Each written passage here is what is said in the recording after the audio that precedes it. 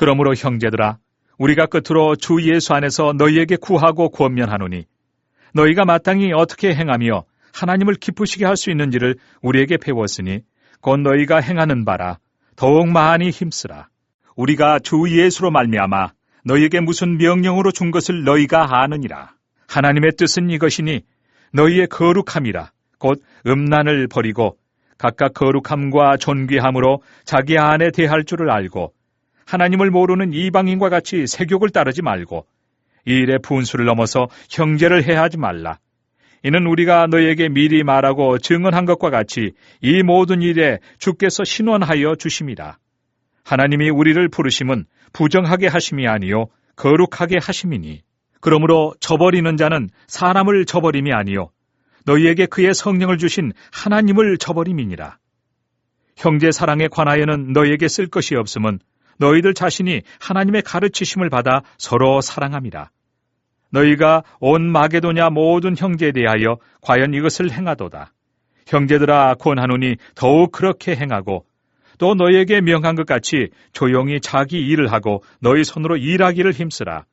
이는 외인에 대하여 단정히 행하고 또한 아무 궁핍함이 없게 하려 함이라. 안녕하세요. 오늘 저희가 좀 깊이 들여다볼 자료는 호남진 목사님의 설교 거룩과 노동으로 세상의 본이 되라 입니다. 데살로니가전서 4장 앞부분을 중심으로 바울 사도가 당시 교인들에게 전했던 두 가지 핵심 권면, 바로 거룩한 삶과 성실한 노동에 대한 내용이요. 네, 맞습니다. 이게 단순히 성경 구절 해설이 아니라 그 당시 데살로니가라는 도시의 맥락, 또 그 상황 속에서 왜 바울이 이 두 가지를 그렇게 강조했을까? 이런 걸 살펴보는 거죠. 그리고 이게 오늘 우리에게는 또 어떤 의미가 있을까? 같이 탐색해보는 거고요.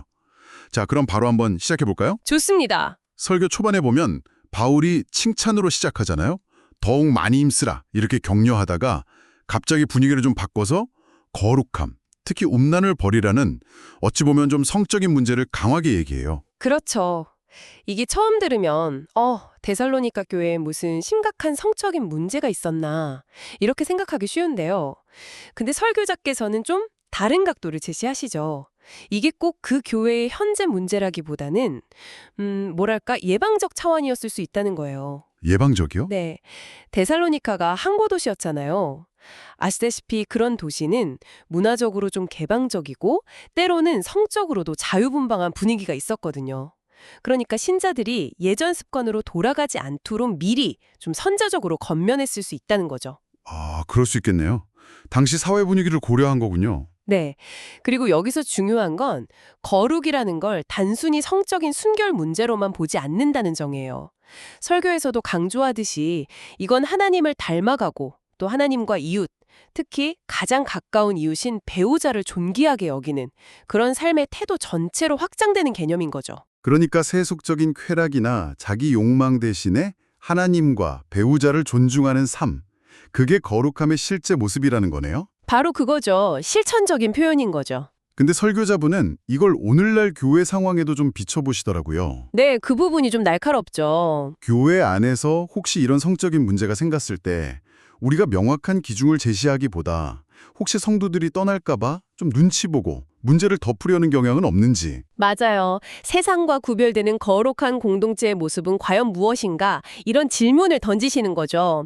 듣는 우리도 좀 생각해보게 되고요. 그러게요. 이 거룩에 대한 요구, 오늘 우리는 이걸 어떻게 받아들여야 할지 고민이 되네요. 자, 그리고 또 다른 주제로 넘어가는데요. 형제 사랑은 잘하고 있다고 칭찬하던 바울이 이것도 좀 갑자기 조용히 자기 일을 하고 너희 손으로 일하기를 힘쓰라 이렇게 노동을 강조합니다. 이것도 좀 예상 밖인데요. 네, 이것도 맥락을 알아야 이해가 쉬운데요. 설교자께서는 두 가지 배경을 짚어주십니다. 첫째는 그 당시에 퍼져있던 잘못된 종말론이에요. 아, 종말론 때문에요? 네, 곧 종말이 온다고 믿고 일상생활이나 노동 같은 거 다 부질없다 이러면서 무질서하게 사는 사람들이 좀 있었던 거죠. 아, 일 안 하고 그냥 기다리기만 하는? 그렇죠. 바울은 그런 태도를 경계하면서 끝까지 성실하게 자기 삶을 살아가는 게 중요하다 이렇게 강조한 겁니다. 그렇군요. 그럼 두 번째 배경은 뭔가요? 두 번째 배경은 이게 더 흥미로운데 당시 헬라 문화에서는 육체 노동을 굉장히 천하게 여겼다는 거예요. 아, 맞아요. 그리스 로마 시대에는 철학이나 정치는 높게 쳤지만 손으로 하는 일은 좀 네. 귀족이나 자유시민들은 그런 건 노예나 하는 일이라고 생각했죠. 그런데 바울은 정반대로 말하는 거예요. 그리스도인이라면 자기 손으로 직접 땀 흘려 일하는 것의 가치를 알아야 한다. 와, 당시로서는 정말 파격적인 가르침이었겠네요. 그럼요. 이게 바로 외인에 대하여 단정히 행하고 또한 아무 궁핍함이 없게 되는 길이다. 이렇게 연결시키잖아요. 아, 그 구절이요? 네. 그러니까 성실하게 일하는 모습 자체가 믿지 않는 사람들에게는 굉장히 좁은 본, 어떤 모범이 되고 또 스스로 경제적으로 자립하는 방법이라는 거죠.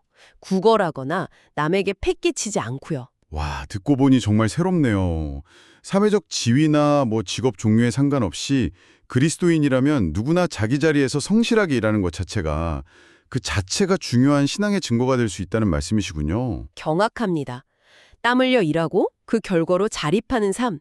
이게 신앙 따로 생활 따로가 아니라는 거죠. 결국 이 설교는 거룩한 삶과 성실한 노동, 이 두 가지 기둥을 통해서 그리스도인이 어떻게 세상 속에서 구별되면서도 동시에 좋은 본을 보일 수 있는지 그걸 보여주는 거네요. 네, 핵심은 바로 거기에 있습니다.